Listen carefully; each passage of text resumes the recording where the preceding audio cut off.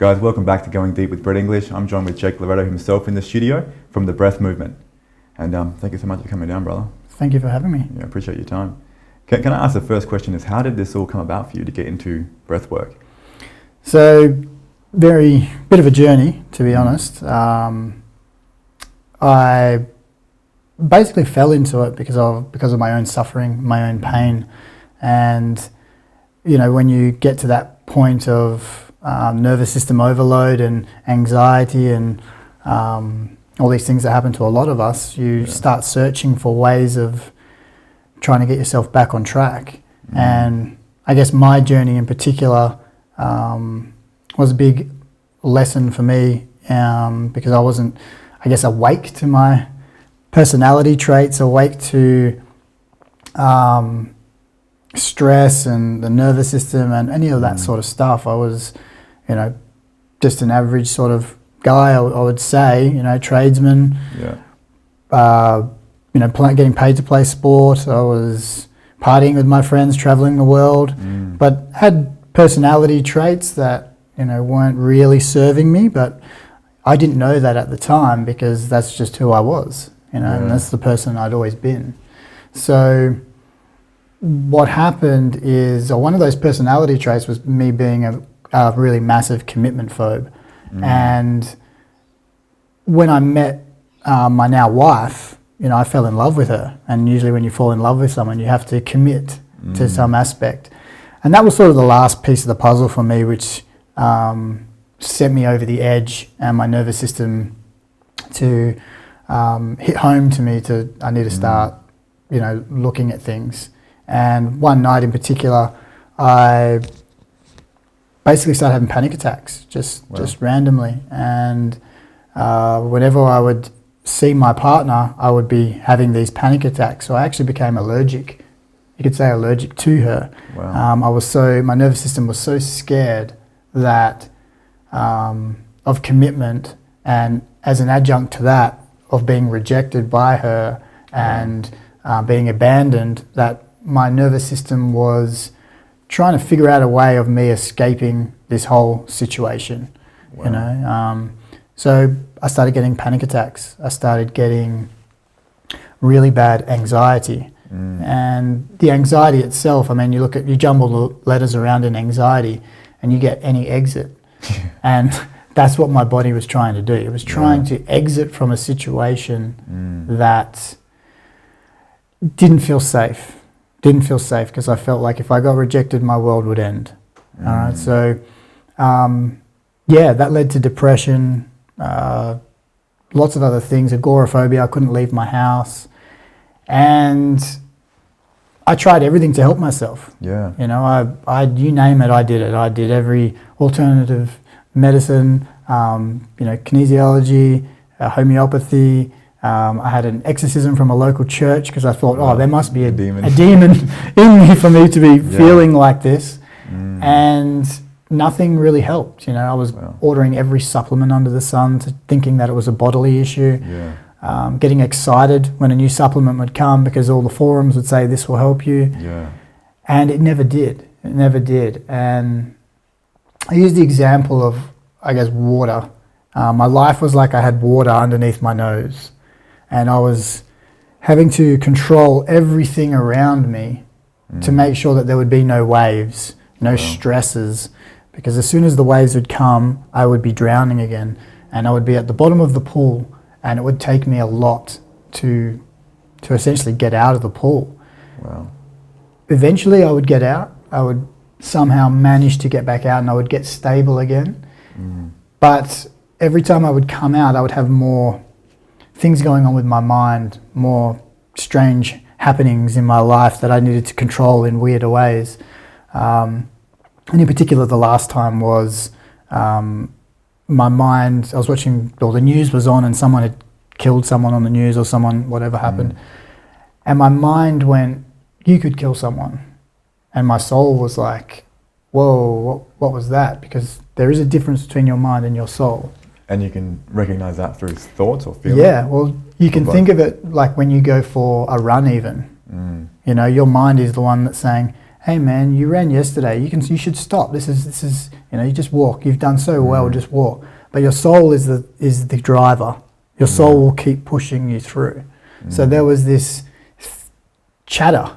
My mind was saying this thing, and then my soul was like, I don't know how I'm going to manage dealing with this thought pattern, because it became repetitive. All day, every day, it was just going, you could kill someone. You could kill someone. It was fixating on that. It was fixated because there was obviously some sort of trauma around that to some degree, maybe a lack of trust within myself. Sure. Or is that like when you're sort of contemplating your own darkness in a sense? You are capable of killing someone. Yeah, absolutely. And human beings are capable of horrible things given the right circumstances. But what else did you do to sort of deal with those thoughts? Like what was... So at that time with those thoughts, I was just struggling because I'd already tried so many things. Yeah. And, I would be doing the dishes and these thoughts would be going. I would be playing with my niece and nephew and my mind would be going, you could kill someone, you could kill someone. It wasn't telling me to go and do it. Yeah. It was just this, it was almost like I had no trust for myself deep down. Yeah. And it was saying, you could do this. And then my soul was trying to fight that. And when you have this fight, it becomes, bigger than Ben-Hur. Yeah. And I ended up reaching out to someone. Well, at that point, I suffered long enough and I was like, I need to end my life here because I can't live like this. Yeah. And funny enough, kinesiology was what actually stopped this thought pattern. I specifically remember the moment that it just disappeared. And I was like, wow, okay, I'm back. That's good. That's a nice step, in the right direction. But I still had an overwhelming nervous system where, I couldn't eat food. I didn't eat for weeks at a time. I was getting hospitalized, all sorts of things. And I reached out the last time, it was my last little, if this doesn't work, then I'm going to have to check out to somebody. And I said, I've done all your juice fasting and your water fasting. I've got a healthy body. Is there anything that you can help me with my mind? And he said, breathwork. And mind you, this was 10 years ago. So breathwork now, it's quite accessible. There's quite a lot of people. It's quite known. 10 years ago, not so much, very fringe, maybe little hippie ladies running breathwork groups. Yeah. So I reached out to someone who was a psychotherapist who was running a retreat over East.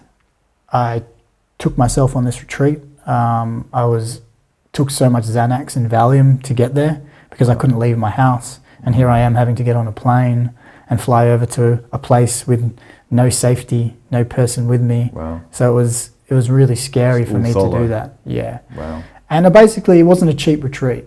I think it was upwards of $9,000 to go on this retreat. And that was all the money I had at the time because I wasn't working because I was struggling so much. And I had everyone telling me, don't do it. Don't do it. Really? This is your last money you've got. Don't do it. And I just basically said, look, if I don't, turn every rock over, then I'm not going to be here. So I went on this retreat and I did my first breathwork session and I thought I was healed. Wow. No word of a lie. So the first breathwork session, I had no anxiety. I had no panic attacks. I didn't have another panic attack from that first session onwards for the rest of my life. I still haven't had one. I felt like I had no depression. I was ringing up everybody. My wife, she wasn't my wife at the time, she was my girlfriend. My mum, I'm like, I'm back. I've got another 6 breathwork sessions to go. This is, I don't know how good I'm going to be at the end of this. Wow. Having a very little understanding of breathwork at the time. When I left the retreat, normally people will be hugging and very loving and let's catch up. And I was stuck in my room because I couldn't leave. I had so much anxiety again that I was panicking to leave the retreat and say goodbyes. So again, I took Xanax and Valium and headed home. And what I did is I just held on to that first session. That sort of ignited hope again in me. The possibility. Yeah. And I was like, even if I can attain that feeling again one more time, that would be amazing. So because there, again, weren't any breath workers, well, not that I could find anyway, I just started doing sessions at home by myself. Just big cathartic breathwork sessions. And By the time I got to 20 sessions, I was back at work. Wow. You know, from someone who couldn't leave their house. Only cathartic that you were doing. Yeah, I was doing full trauma release breathwork sessions by myself. Is that the mouth breathing only continuously? Yep, okay. So conscious connected breathing, Yep. nice and deep. And my personality is do it as fast as you can in the most, you know, if you've got a goal, just smash it. So I was actually doing most of them in a hot bath. Oh, wow. Because the intensity of the heat actually activates your nervous system more. Wow. So, yeah, it allows you to reach or activate your trauma a little bit quicker. Cool. So I was doing consistent hot bath breathwork sessions. And, 20 sessions, I was back at work. I still had anxiety, but I could function now. It was like the water wasn't here, it was here. So I could navigate, you know, talking to people. I could navigate going to work, still having this anxiety, but able to function. And then by the time I got to 20, I was like, you know, I was eating again. I had no issues eating, and I was like, this is changing my life. So I've done it forever since then. Another 20 sessions, and I was, you know, traveling again. I was catching planes. Another 20 sessions, I was buying a property with my partner. All this stuff, big commitments that I was too petrified of doing. What do you feel was happening internally during these sessions to have these amazing results on your life within a fairly short amount of time? What do you mean? Like, what do you think was happening in your body when you're doing these sessions to free you from anxiety, to help you level up and to fix your nervous system? Yeah, it's just releasing these long-held patterns and unprocessed emotions that have been stored in the body. You know, I never had any real acute traumas growing up. Yeah. You know, I couldn't say, hey, this was really traumatic for me, this event that happened. But it doesn't, you know, trauma isn't relative to your trauma is bigger than my trauma. Yeah. And my personality was more that I would hold on to things. You know, it happens a lot with people pleasers. You know, people stepping over your boundaries consistently. Yet I am just allowing them to do that. You know, getting hurt, not discharging, not speaking up, holding it all in. And our nervous system can only hold so much of this emotional energy. Yeah. You know, there's only so much that it can hold before it becomes overflowing. And as I said, I've been doing breathwork ever since, and you know, my life is, I'm a completely different person to who I was before I even started breathwork. You know, it's my personality growing up. You know, I had low self-esteem. Now I love myself. You know, I had fear of getting rejected. I don't have that anymore. You know, all these personality traits that I thought, I just have to deal with this stuff because this is who I am. Yeah. It's not who you are. And I know that because I've changed so much. Yeah. You know, and I've changed so much without having to change my mind, without having to change my thought processes. You know, I've just integrated my wounds, my unprocessed emotions, and my mind has naturally changed with them. Wow. Because for me, I believe that the mind is a symptom of your nervous system. You know, this is why a lot of people who go down the Western medicine route, like psychology, and while I do believe in it, it's good to get an understanding.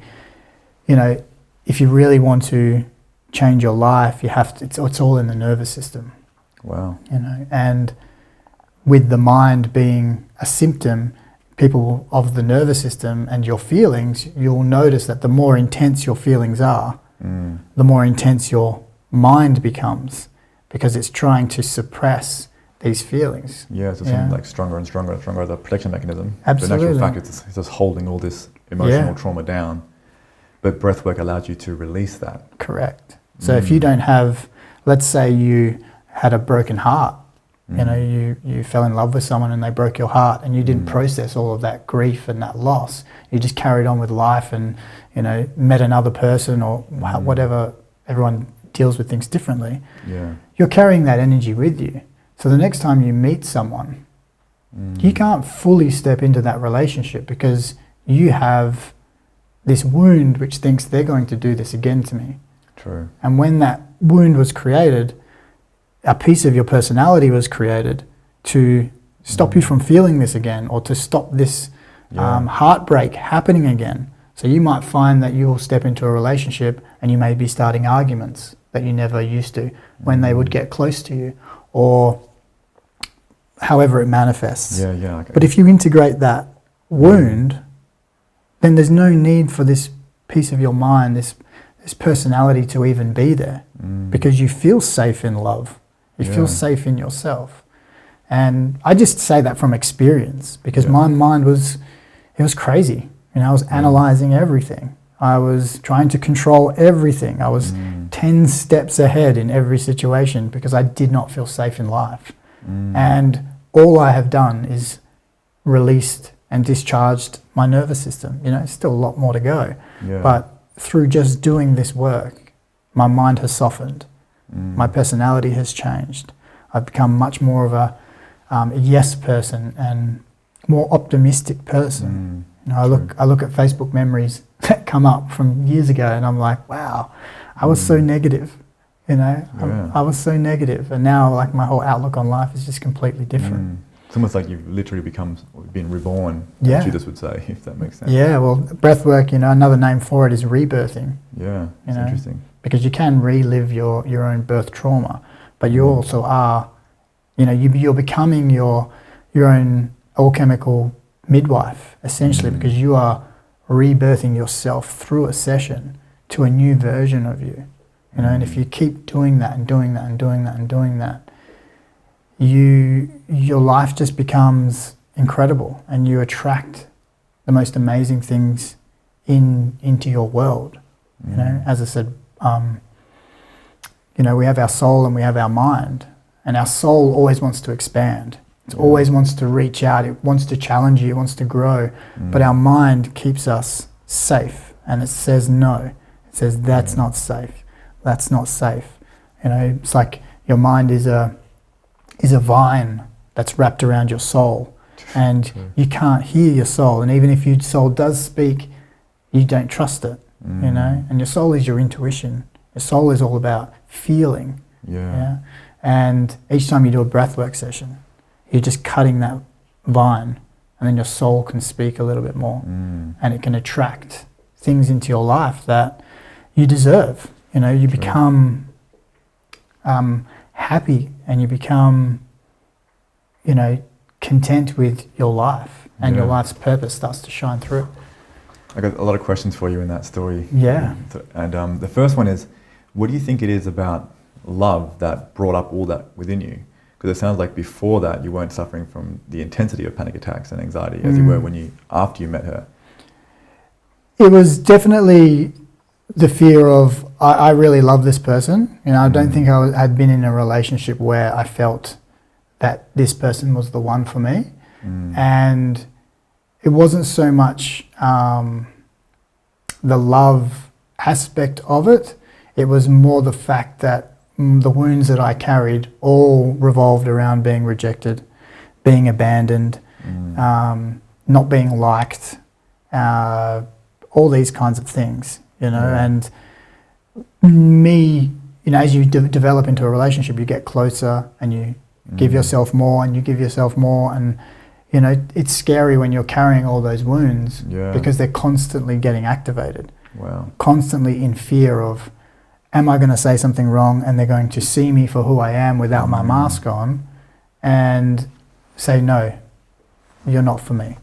You know, when you're so heavily invested in it. So through discharging my nervous system, you start to love yourself again, and you become strong, and you know that you can fully step into love. And if it doesn't work out, you're okay. You have the resiliency to hold yourself, you know, and move through that pain. It's almost like love brings up all that's not love within you, all that needs to be looked at. You become so much more self-conscious of everything. Absolutely. And she supported you through this whole time. Man, she's my queen. You know, amazing. The whole time. You know, and there was quite a big age difference between us. So she was 21 and I was 26 at the time. So, you know, she was just starting her life. I'd already been through a lot of, partying and working and doing all these kinds of things. That I was like, you need to go and enjoy yourself. You don't need to be looking after me and making sure I'm safe, because it was, not enjoyable. And she would come home and I'd be crying all the time, and I'd be at home all day just on my phone, my head just going constantly, and her having to take me to hospital if my body at one point wouldn't stop tremoring, and hospital thought that I was on drugs, and it was just my nervous system actually discharging. I have started to get that recently. Yeah. Where you're doing some heart meditations or sitting down to write, and I'm like, I'm cold, like I'm shaking, but I shouldn't be cold. Yeah. It just feels like something's exiting my body, but it is all triggered from the emotion of love, or feeling into love and getting into the heart. For me, it is anyway. I want to jump into the story of your breath work I did with Alex Waters. Yeah, of course. I remember walking into the room, and then I was looking at you as you were talking, and I could see like these two white lights behind you. It seemed like there was white lights behind, like almost like angelic or a spirit or something. I was like, whoa, that's really interesting. It's going to be a powerful session. And the energy in that room was just beautiful. Like, I've been to a few different other places for meditation ceremonies and breath work, but this had a sort of charge in the atmosphere. Do you have any experience of working with spirit or working with energy or anything like that, or is it just comes naturally? I set the space, and I call in the directions and the energy of the space, and I invite in energies that have unconditional love into the space. I do believe this world is energetic. I've had too many instances where,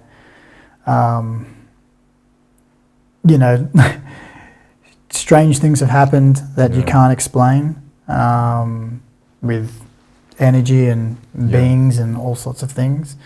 And this world is energetic. It is magic. I've got so many stories that I could tell where, a bit similar to yours, where your breathwork session sort of started before you came to your session. Walking on the beach, I believe, was it? Yeah, it was at the beach and finding a hair tie and getting to my sister, and then feeling the emotions of her passing coming through, and then actually having a conversation with her, and then getting a message, and then moving back into the trauma release. It's like, whoa, it was a full journey. That was like the crux of it. With things before and after that.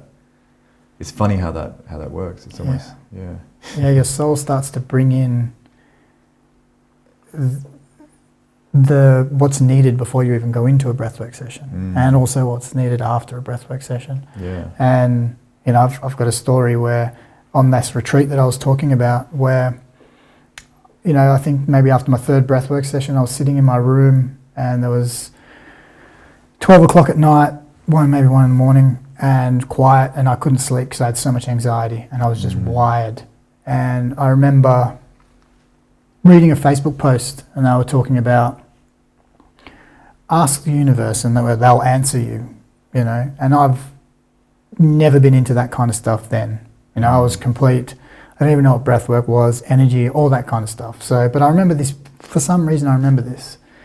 So I just sat in my room, closed my eyes, 1 in the morning, complete darkness, and I just sat there, and I just, as you do in times of struggle, you look for a higher power. And I just said, if this is what I'm supposed to be doing, if this is going to help me, please give me a sign. Let me know that this is going to work, and I'll do it.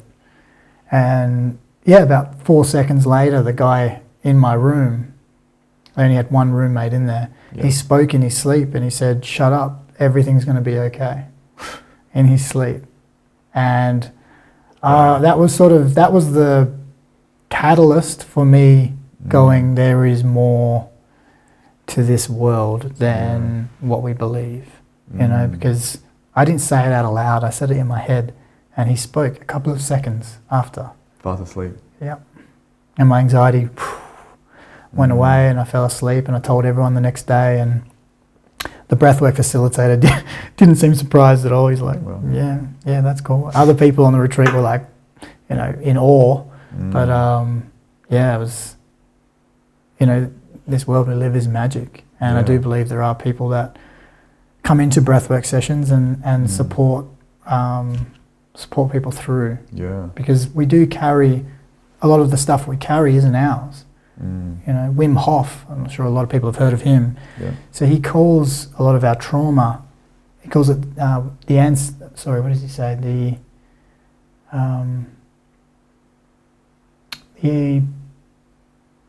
I'll think of it, but it's something, we carry the energy of our ancestors, you know.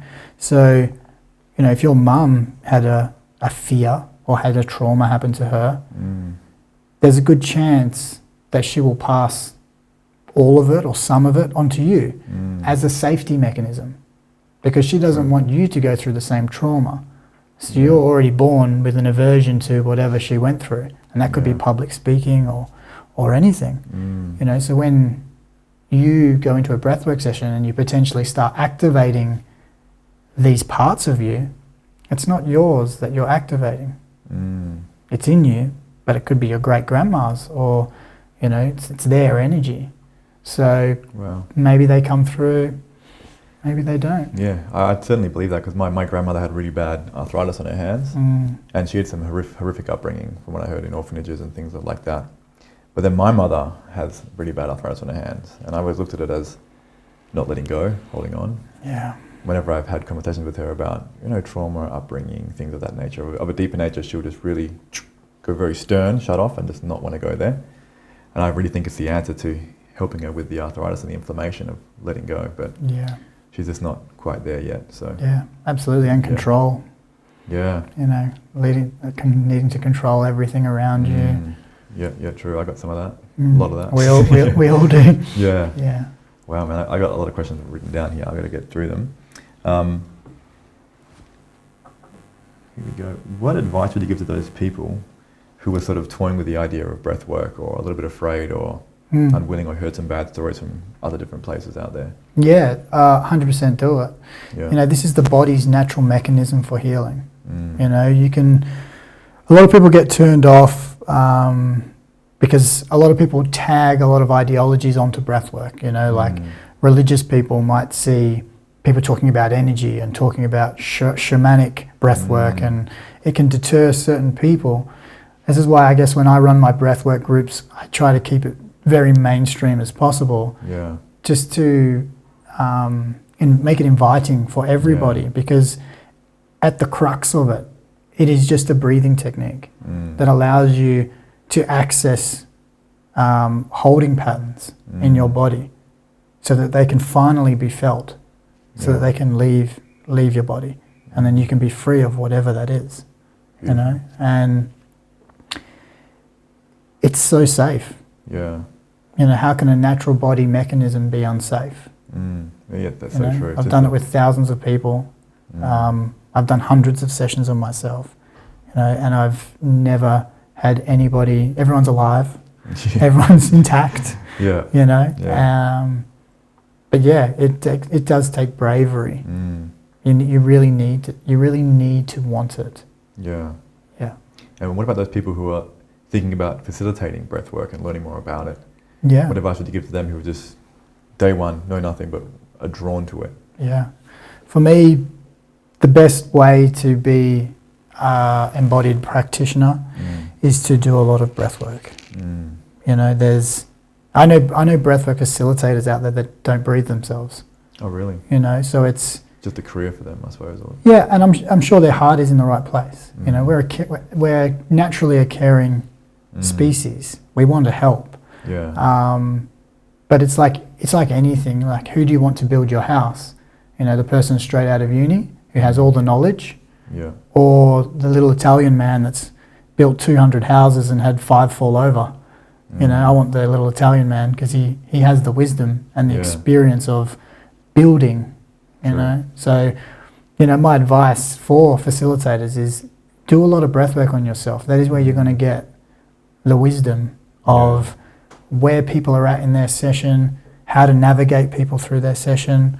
And the more that you integrate from yourself, the more space you have available to hold other people. You know, and this has been a part of my journey. You know, I used to, when I first started, I still had a lot of stuff going on, and I wanted people to have amazing sessions. I would go in hoping that you would have a breakthrough session, But for me, it was because I needed to feel validated still. True. You know, it wasn't so much I wanted you to have an amazing session for you. There were still elements in me that were, I need you to know that what I'm saying is true and I'm not a whack job. True, like trying to prove yourself. Yeah. Yeah. And the more you do breath work on yourself and hollow out yourself, you don't care about those things anymore.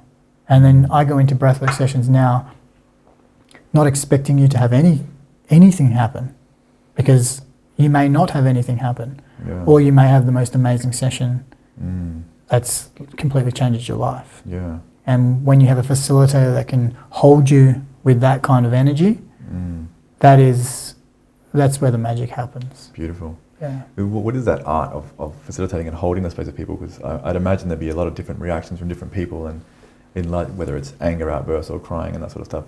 How do you engage someone who's going through a very traumatic experience, or do you not engage at all? Yeah, it's different for everybody. And this is where, again, hollowing out yourself allows you to feel more. True. Okay, so the most amazing quote that I've ever heard is by a guy called Michael Brown. And I originally heard this quote when I was in my stuff, when I had a lot going on, and it didn't make sense to me. Okay, so the quote goes, this work isn't about, what does he say? This work isn't about feeling better. It's about getting better at feeling. Okay, so for me, and anybody who's going through anxiety and depression and all these, it's like, what do you mean it's not about feeling better? All I want to do is feel better. What do you mean it's about feeling more? Yeah. I don't want to feel more. I don't want to feel any of this stuff. True. But then you realize when you come out the other side of your pain that you do feel better.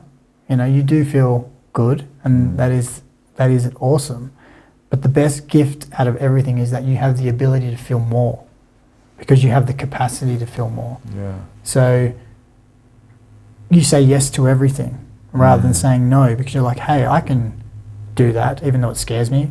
I can feel all of that. And then in a breathwork session, you can feel a lot more. So your felt sense with somebody else becomes a lot more in tune. So I could see you in a session and you maybe look like you're in a really deep place for other people, but for me, I'm like, no, he's actually doing okay. You know, and it's just like an intuition kind of thing. True, you're almost like you can feel what they're feeling. Yeah, and you don't get it right all the time. No one's perfect. Yeah. But it's the more I've done this, the more easier it is for me to gauge where people are at. And I put things in place, especially running groups, to make sure that people are safe. And there's certain elements that I put in there to know for the other supporters that help me in the space as well. So they have tools to support people going through this stuff. Amazing. Yeah. Now, I'm really intrigued about the stories you mentioned earlier about these different happenings that you can't explain, or things that are like coincidences or spiritual happenings. Do you have any other that come to mind that sort of helped you on your journey, or synchronistically, or the stories you sort of like, wow, I didn't think that was possible?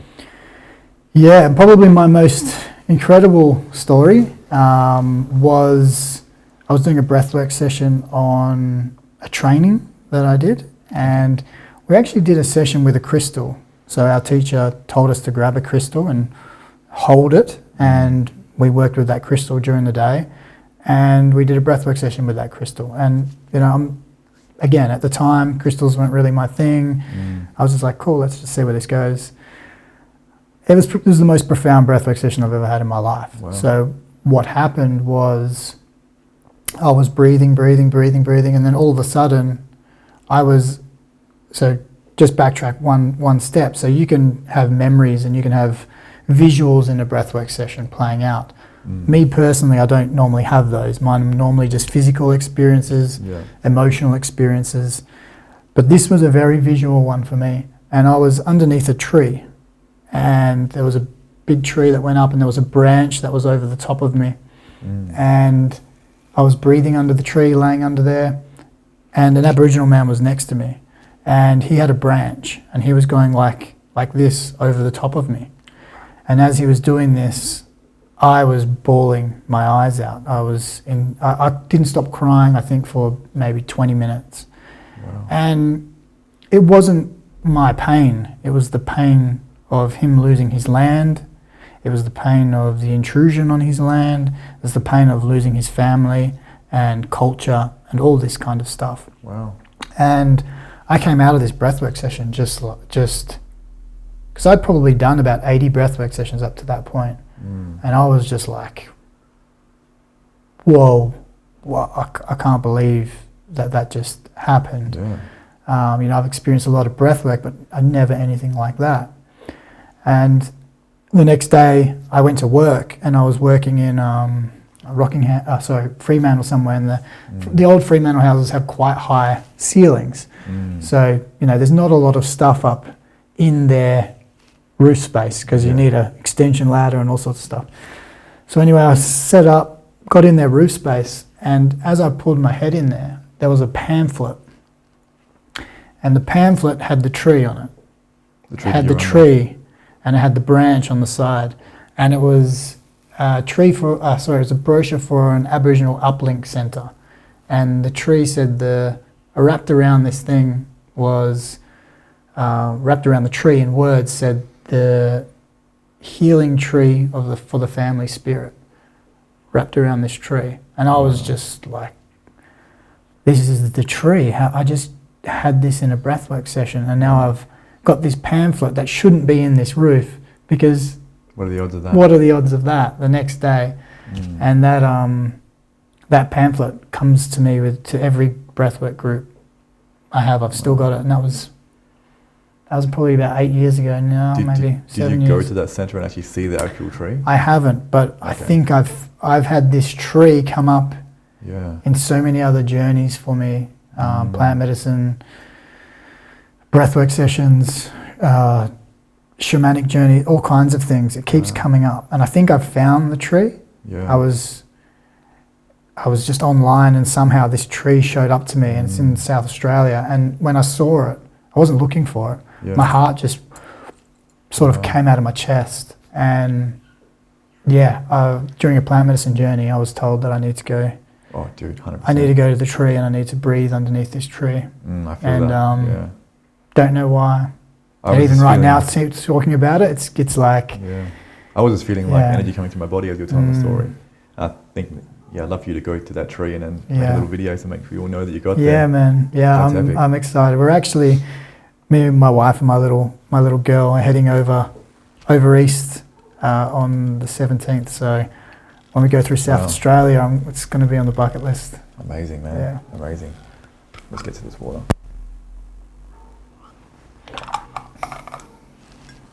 Wow. Do you think that you may have had a past life in Indigenous cultures, or that you may have some blood relations to people who worked on that tree, or something inside of your soul that has known this tree before?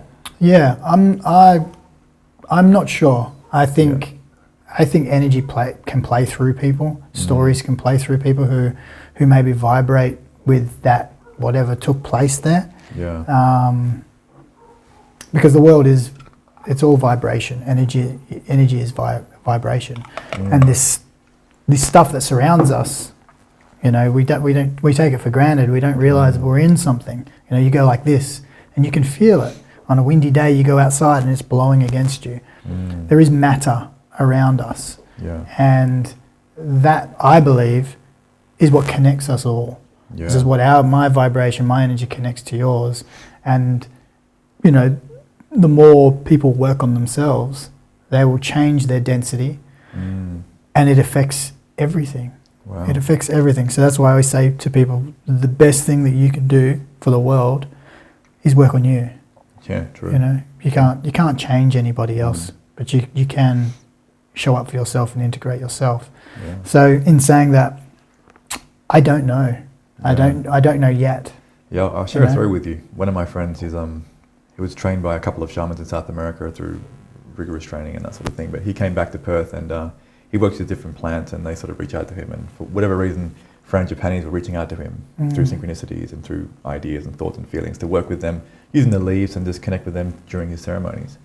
So maybe like that tree is choosing you for whatever reason, even having the leaves or something from that kind of tree with you in your ceremonies could bring that energy in, and who knows, that spirit of that tree could be with you every session. I'm sure it already is. Yeah. No, But, I fully believe that. I'll be yeah. I'll be collecting some samples. That's amazing. And, yeah, it's pretty amazing. And that first session you ever had, where you thought you were healed and cured, what exactly do you think that was, or what happened during the breathwork session when it just clicked? Was it, how did that process go? What thoughts were arising in your body? What feelings were coming up during that first session? It was, there were no thoughts. Okay. I cried a lot. I had intense tetany. So people who don't know what that is, it's when your hands can cramp up like this. What does that mean when that happens? Because I get that on my both feet, both hands, and I'm just redundant. It's, you know, a lot of people have different thoughts on it. A lot of people say it's a difference between the way you breathe, your in-breath and your out-breath.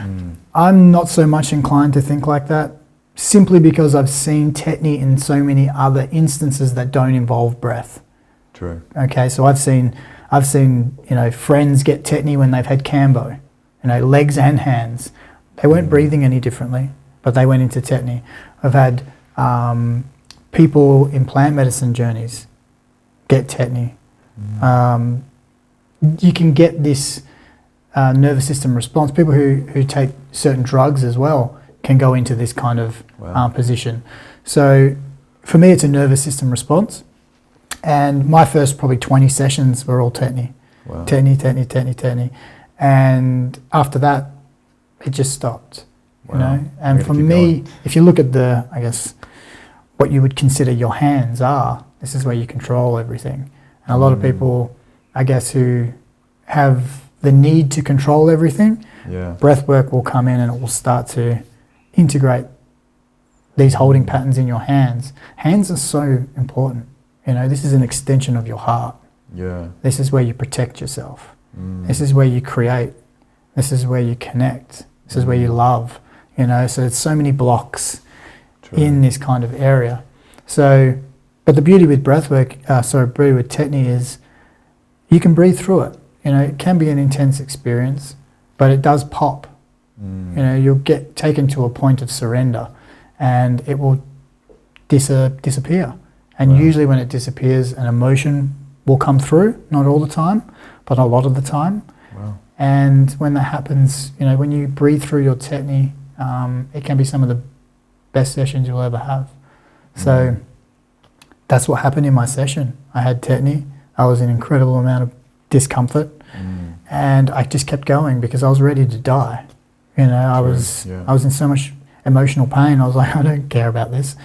And it popped and I cried like no tomorrow, and I felt amazing at the end of it.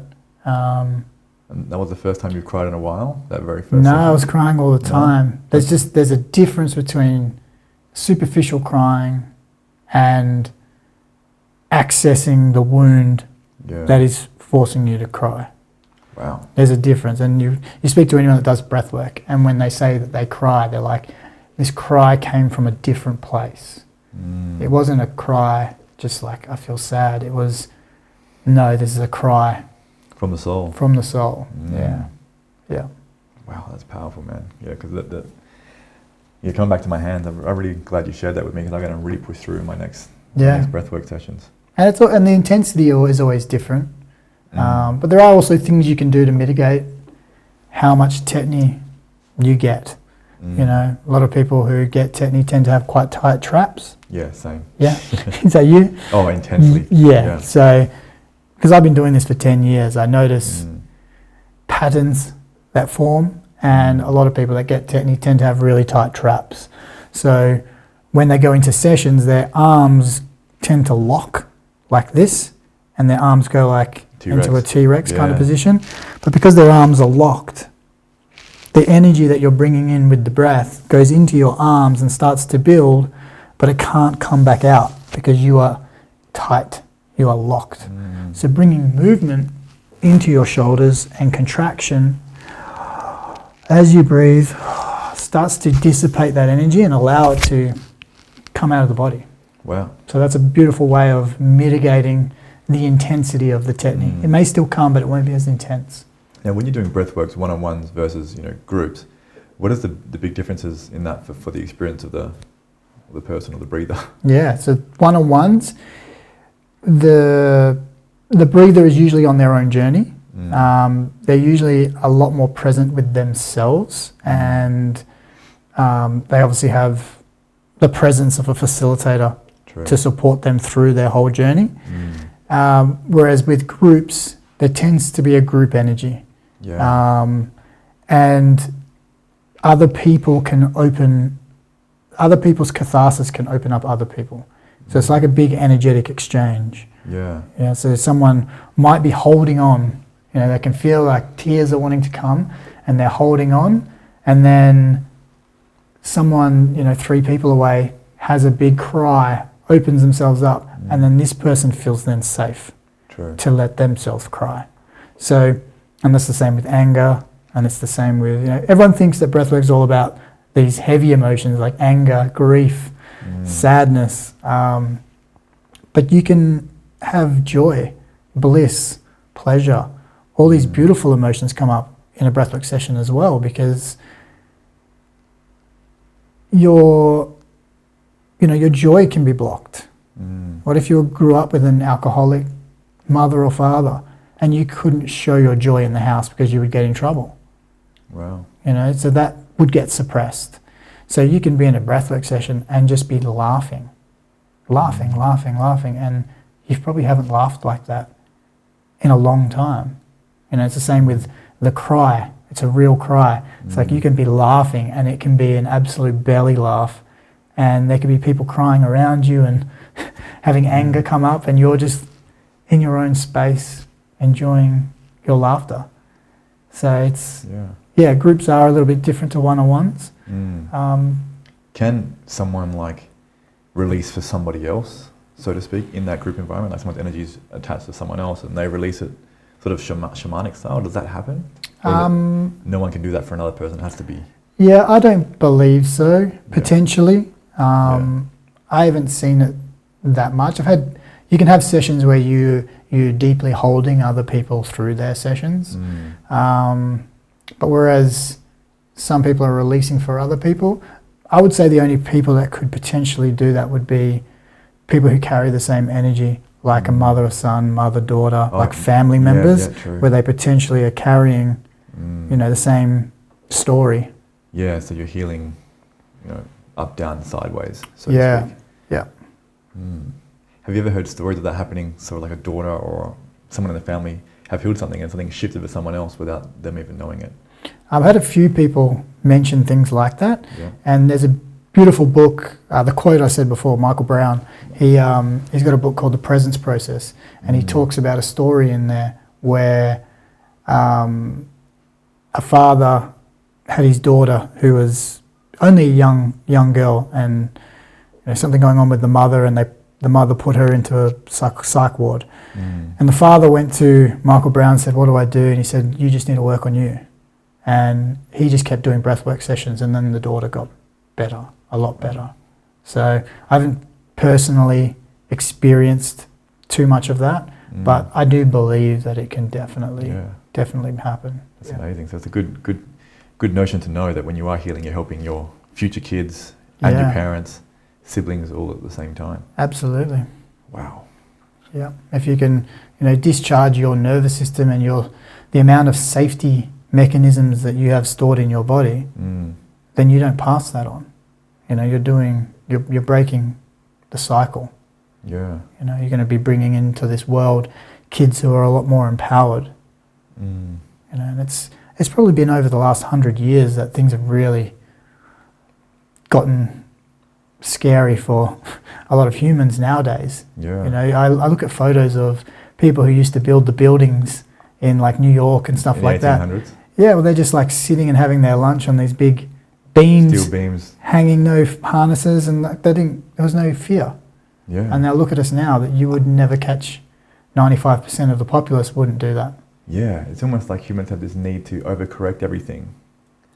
'Cause obviously accidents happen and people suffer and die from whatever way, but no matter how much safety you have in place, these things are still going to happen anyway. Just a lot of fear. And I see that, especially with my mother specifically, can be very worrying and always overthinking things and that sort of stuff. And I've got a lot of that in me now, but I'm so glad I have a bit of an awareness to see me overreacting or being anxious. And there's so much tools available to people now that just weren't available to our parents. Yeah, absolutely. It makes us really, really grateful.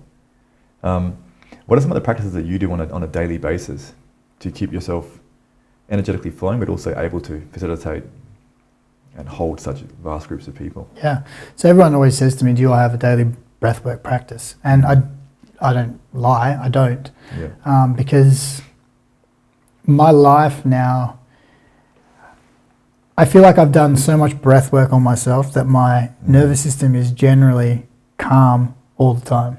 Wow. In most instances. There's always ebbs and flows, but the median of my nervous system is like a meditation. Wow.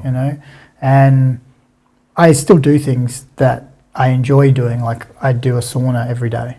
I take certain supplements every day just to keep my body healthy and my mind healthy. I've been taking NMN, resveratrol, which are like NAD+. The drip? I had the drip, which was the NAD+. So NMN is the precursor to NAD+. Yeah.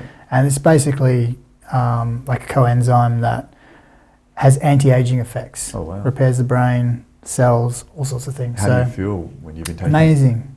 Okay. Really good, alive. Is this stuff cheap or is it expensive? It is expensive. Okay. I fortunately have a friend who has a business who makes NMN. Did you say unfortunately? You have a No, friend, fortunately. Yeah. Fortunately. So he supports me amazing with that quite easily. Give him a plug, man. I'd love to ask him. Yeah, for sure. His name Transcend Supplements. Transcend Supplements. Yeah. Okay, cool. I'll look out for that. Yeah. Amazing. And what else? Is that just? So I take. So I've changed my diet quite a lot over the journey. Again, I feel like when you start out on this journey, your diets change. I wanted to fit in with, I guess, the spiritual community, and I went vegetarian for quite a long time because I thought that was the right thing to do, caring and all that kind of stuff. And it actually really messed up my digestive system for me personally. Not to say that other people it doesn't work for. So I changed my diet, and now I eat a lot more meat in my diet, and that's helped me quite a lot to feel grounded, and it just helped me physically, like my skin and my body and bloating and all sorts of things. So I can relate. Yeah, so I take a lot of supplements around that, like organ supplements and beef liver, beef heart, oyster capsules, nice. Good form of cod zinc. liver oil. Cod liver oil. Yeah, it's a really good one. What they call Activator X for the third eye? I'm not sure. Cod liver oil, yeah. I haven't heard of that one.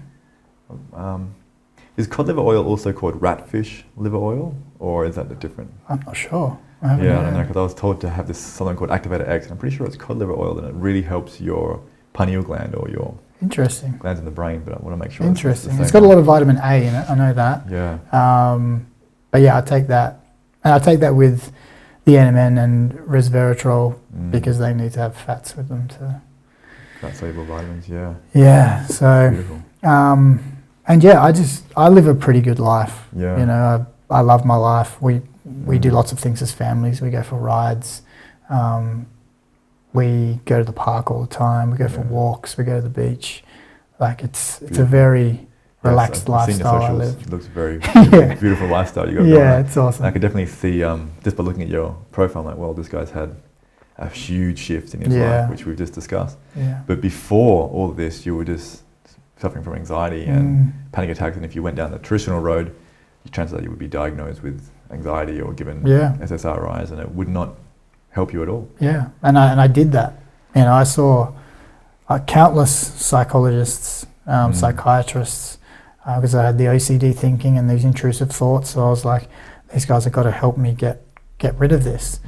And for me, it was just the same person trying to textbook questions, and I'm answering all these. I was an open book because I just wanted to get better. And then sometimes I would leave thinking, I don't know if what I said was true. I was getting confused myself because they were digging into things, and I was like, I don't really know, but I need to give you an answer. So So I went on medications. I was on an SSRI for maybe 3 months. How did that affect you? So I've always been a feeler. Okay, Yeah. I feel everything. That's why, hence, I probably get anxiety and all these kinds of things. Yeah. And I couldn't feel anything. Mm. Okay, I just felt beige. Wow, you just couldn't feel any emotion. Yeah, I felt beige. Yeah. Mm. I also had almost like I had Vaseline over my eyes. I still remember it. Like everything went slightly blurry. Yeah. And I remember talking to the doctor about it, and he didn't really have much to say on it. He just had no idea. Yeah. And for me, like I never tell anyone, I never dismiss anything that people do with medications or anything, because I feel like it can be a tool for people to get on the straight and narrow. It can pull them out of a hole to get them back to life, but it's not a long-term thing. You're not living life on that stuff. Yeah. But when you're on it, then start doing your breathwork sessions. Yeah. Start doing them, because by the time you get to 20 breathwork sessions, you won't need to be on anything. Yeah. It's that potent. 20 sessions is nothing. It's 20 hours of your life. It is nothing, yeah. It's literally nothing, and you will get your life back. I've worked with so many people who have, haven't been able to work because they've got, PTSD, and they've got huge amounts of trauma, OCD, all sorts of things. Some within 10 sessions are back working. It's just... That's amazing. Some people who couldn't even look at me in the eye when they first come and see me. And then within 20 sessions they're at, ecstatic dances. Massive amazing, social anxiety, and then they're out showing themselves. So yeah, it's amazing. And stepping into a breathwork session, what would you recommend for people to do beforehand? Like as far as diet, meals, water, like what's the best way to be, or best state to be in going into a session? Definitely wouldn't eat a meal beforehand. Yeah. There is the potential for some people to vomit in a session. For some reason, it tends to be people of Chinese origin. For some reason, I don't know if they've got a lot of trauma around famine. I'm pretty sure they do by memory. Yeah. But they tend to actually, as an energetic discharge, vomit quite a lot. So just try not to have too much food, no stimulants, no coffee, that kind of thing. Yeah. You just want to be as present as possible with what's happening in your body. You don't want to have too much water, because if you need to go to the toilet during a session, it sort of pulls you out. Yeah. It's very hard to get back in. Yeah. So other than that, just be kind to yourself and know that you're safe during a session. Beautiful. Yeah. What was the biggest obstacle that you faced in becoming who you are today, and running these shops and public speaking and things like that you're doing in these big groups? Yeah, so it's been a constant growth for me. So, with my personality before I started breathwork, I was always in the shadows, never liked being in the limelight, never voiced my opinion, didn't like to be seen. I was petrified of all of that kind of stuff.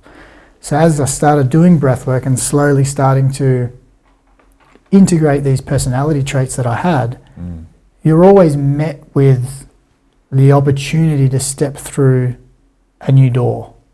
Okay, so I believe that life is like a corridor, and there's all full of doors, and some of the doors are slightly open. Maybe there's a door that already is open that you feel safe to walk through. But you can only see so much on the other side of that door, and it may not feel safe to walk through it. But each time you do a breathwork session, that door slightly opens a little bit more, and you can see a little bit more, and you feel a little bit safer. And then eventually you are presented with the opportunity to step through the door. And that's been my journey the whole time.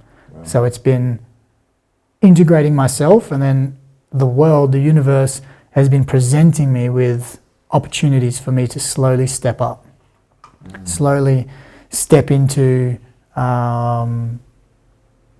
doing groups, smaller groups, one-on-ones, And then the opportunity would be, hey, do you want to come and facilitate a workshop for me? And I'm like, okay. And then that would be scary for me, but I would be safe enough within myself to step through that door. And then just gradual until, I'm invited on podcasts, Wow. I'm being seen, I'm running retreats, I'm running weekend workshops, all sorts of things. So there's no specific thing, that was the biggest challenge. It's just been this constant having to step through the doors. My biggest thing in the world, though, which is amazing, is my biggest fear was to have a child. Okay. Right. So that was my biggest challenge, I would say, because to me that was the biggest commitment you could ever have. I was a massive commitment phobe. I never had a phone plan. I was 25, still topping up at the news agency, and I literally was so petrified of having a child because of the commitment of having that. Yeah. You can run away from anything else, a marriage, debt, whatever. Sure. But for me, having a child, I would never run away from them. And that took me a lot of sessions, a lot of breathwork sessions for that door to slightly feel safe enough for me to step through it. Yeah. And I don't believe that you're fully able to know that you're safe until you step through the door. So I felt safe enough to have a baby with my wife, but until she was in my arms, that whole first week, I was incredibly scared. Yeah. And then after that first week, I was like, I'm safe. This is okay. I can be here. Was the fear that was coming up for you, the fear of wanting to run away, or the fear that you couldn't provide, or the fear that you would somehow traumatize the child, or was it just unknowns? For me, it was, I feel like I guess my father wasn't there for me. And I grew up constantly saying, I'm not going to be like that. I'm going to be there for my kid. Yeah. I'm going to be there for my kid. And it's not to say that he was wrong. He just had his own stuff going on. Yeah. But because I kept repeating this almost like a mantra, I'm not going to be like that. Yeah. It became something. It became what if I am? What if I am? True. So that was the whole instigator behind that. And the more you tell yourself this and repeat this thing, the bigger the beast. True. So there was a lot more to uncover to come out of that. And how did having a kid change you as a man? Oh, it's been the most incredible gift in the world. Having a child is challenging at times, especially a child who, I think we were talking before the podcast, she carries a lot less trauma than maybe other kids now, which means she is a lot stronger within herself and stronger willed. Yeah. But she's also beautiful and loving and so heart-centered at the same time. And it's an amazing reflection. Kids are a reflection of where you're at. And she's constantly reflecting me that I have more to do. And there's more areas that I can step up to be a better father. Yeah. It never ends. I want to be the most amazing father ever. I want to be the most amazing person ever. Yeah. So having a child there and being able to guide them with, the wisdom and lessons that I've learned in this life is, I'm enjoying it, and I'm looking forward to being able to share that with her. Beautiful. Well, where do you think you're going in your next step? Do you sort of plan the next sort of 5 years, or do you just allow things to unfold? Or do you feel a calling in your soul to move towards a certain area? Whether that's service or family or... So for me, I've never swum against the river. I've always just kept doing my work, keep breathing myself, and the opportunities and the doors open for me. But the next sort of evolution is probably creating a breathwork training. I've already started that. I want it to be a real embodied training, in-person training. There's a lot of stuff going online at the moment, and I feel like some of that can potentially lose the heart in what you're trying to do and what we're trying to achieve here. Breathwork is so much about safety and the connection between a facilitator and the people breathing, and I just feel like that can sometimes be missed online. 100%. So I'm working on that, and me and my wife's big vision, big goal is to have a wellness center somewhere. Beautiful. And have community, have people drop in, live on site, and just live a beautiful connected life as we all should. But having that wellness center, you'll just meet so many beautiful people and really be able to help people, and have consistent facilitators coming in and just providing for the community. That's our big goal. Yeah. Is there any country or place that you're drawn to go travel to, or to go to, or to set up your healing? Yeah, well, that's where we're at the moment. Is we're not settled on anywhere. Okay. Even this trip, we're going up to Queensland, where we're going over there to scout, see if we like any areas. It's more like I guess a mission, just to see if something draws us in. Me and my wife we live in Mandurah. We love Mandurah. We think it's the most beautiful place to live. But we know it's not for us. True. And we were walking the other day, and we were just saying, look how beautiful this place is. I can't wait to find another Mandurah where we feel at home, And me and my wife as well. I am Portuguese, so I was born here though. We're in the process of getting my Portuguese passport as well, so we don't know. We potentially could be in Europe somewhere, or we're completely open, which is an amazing insight into where I'm at myself, because I was so petrified of life that I would never move away from Mandurah, and now I'm looking at moving over to Europe and all these things. Are you feeling more like ocean, or more mountains, or more forest, or you don't know what's you're really drawn to? For me, I have to be near the ocean. Okay. I've lived near the ocean my whole life. I love an area like Denmark down south. Really draws me there. Denmark's beautiful because it is very similar to Mandurah in the sense it has the ocean, it has an inlet, but it also has these amazing forests, and it's an incredible space. Maybe a little bit too wet for me. Yeah, it's a bit cold. A little bit wet. I don't mind cold. I quite enjoy cold, but just the rain maybe. But we're open. I'm completely waiting for this place to show up. Beautiful. Might be near where this tree is. Who knows? Hey, that's for sure. I was going to say one more thing to you. What are your thoughts about mixing psychedelics with breathwork and things of that nature? Is that how does that sit with you? I think you could do that to a lesser degree. Like you could essentially do like a microdose of psilocybin with breathwork. I haven't done it yet. That is actually the next thing I'm planning on playing with to see how that goes. Big doses, no, because you don't need it. It's already a different medicine. They work in very similar ways.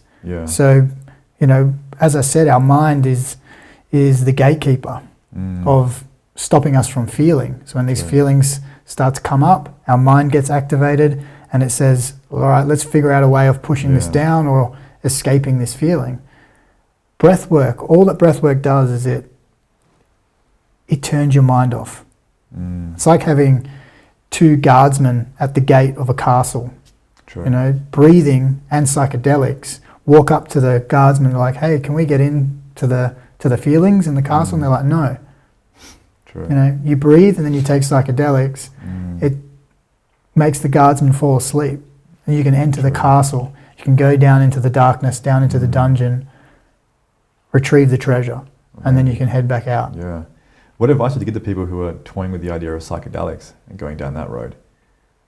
What's that, sorry? What advice would you give to people who are thinking about doing psychedelics, or just first time want to dive in? Yeah. What would you say? I don't think psychedelics are for everyone. Yeah. Especially people who have really activated nervous systems. Mm. I honestly believe that breathwork is just as powerful, if not more powerful, than psychedelics. It's a lot safer. Yeah. You are conscious the whole time, and you can stop at any time. Whereas psychedelics, you're in it. There's no escaping it until it's ran its course. So, they're both amazing medicines. Yeah. But if you're wanting to start dipping your toes into this sphere of nervous system integration, I would definitely probably start with breath work, or microdosing, however that feels like for you. Beautiful. Yeah. Awesome, man. And is there a question that you wish people would ask you? I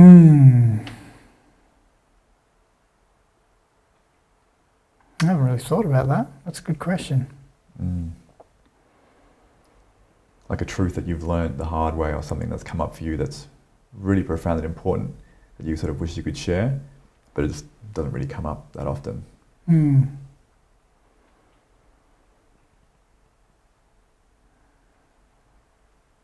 I think people are just always looking for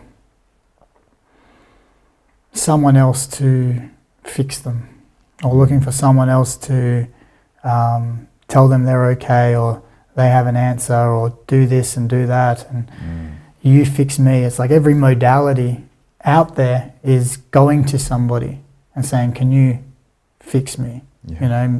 You go to the doctor, you get medications, you go to the psychologist, talk to me, you go to the shaman, give me the drink, you go to the homeopathic, give me this. Breathwork is different because you are asked to show up for yourself. No one can make you breathe. I can't make you breathe. I can hold a group, but I can't make you breathe. So it's all you. This game is you versus you. If you want to live a happy, beautiful life, show up for yourself. Because each time you invite life into your body, this life force energy that we breathe, you are rewarded. You're rewarded with a better life, more happiness, more love, more joy, better relationships. And you can't get that until you choose to show up for yourself. Amazing. That's the biggest thing that I've learned. It's like you hold the key. Jesus, I'm not a religious person, but Jesus said the kingdom of heaven is within you. From where I was to where I am now, if I do another, 200, 300 breathwork sessions, I'll tell you what, I'm going to be pretty close to heaven because my life is so happy right now. Imagine discharging more and more stuff. Yeah. It's becoming more and more pure as you go. Yeah, well, if you don't have fear, you just love. If you don't have anger, you just have love. If you don't have resentment, you just have joy. True. We've released these long-held safety patterns that we've collected, and only you can do it. Your life will become amazing.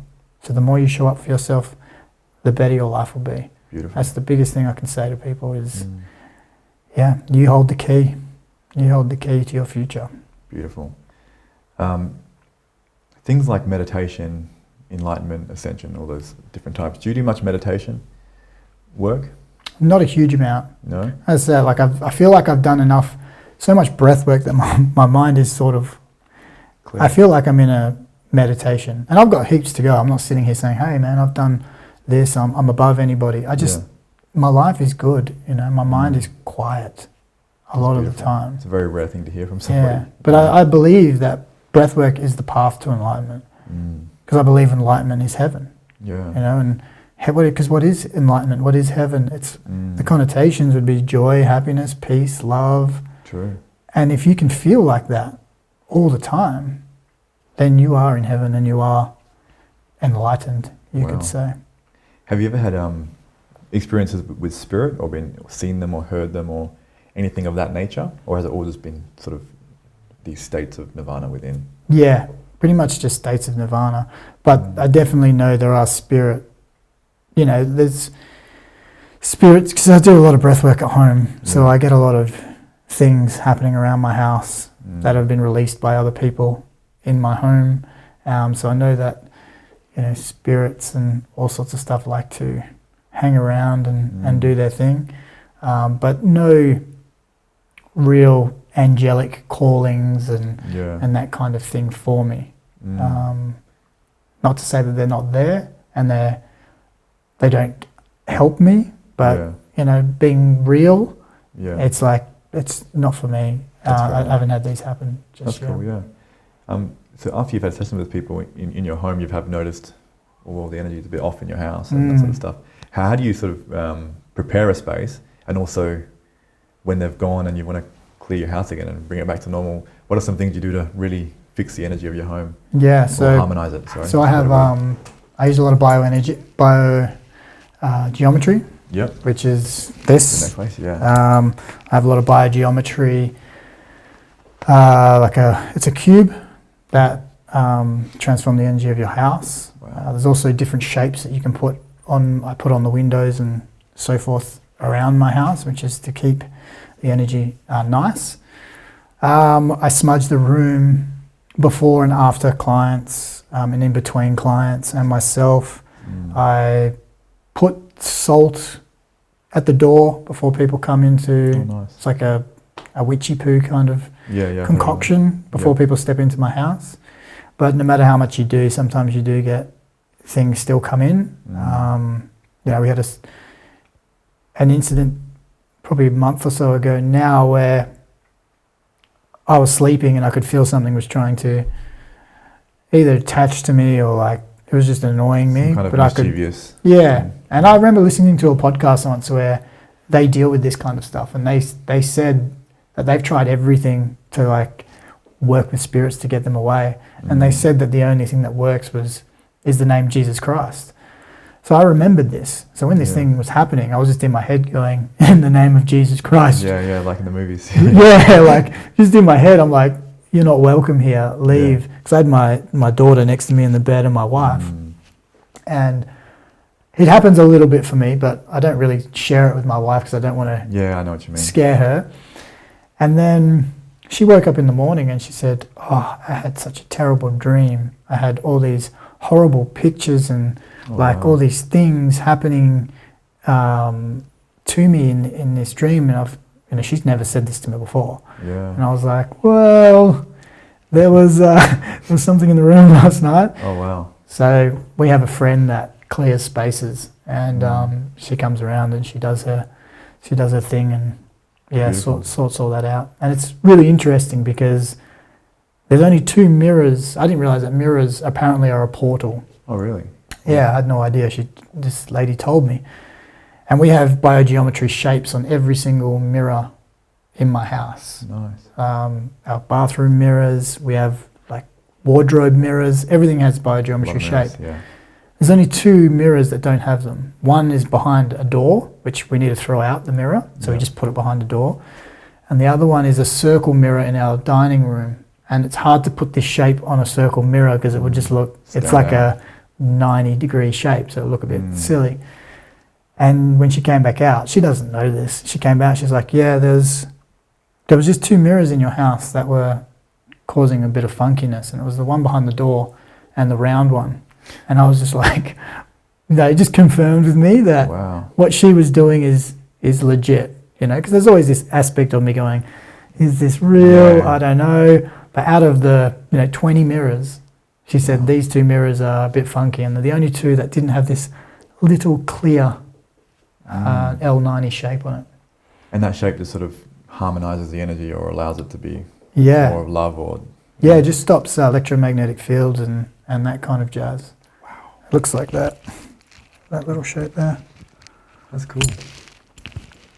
Yeah, I got a mirror in my bedroom on my bookshelf. I'm like, I got to put some geometry on I've got heaps of stickers. I'll give you some. Awesome, man. I appreciate it, bro. I think that's a wrap there, man. Thank you so much.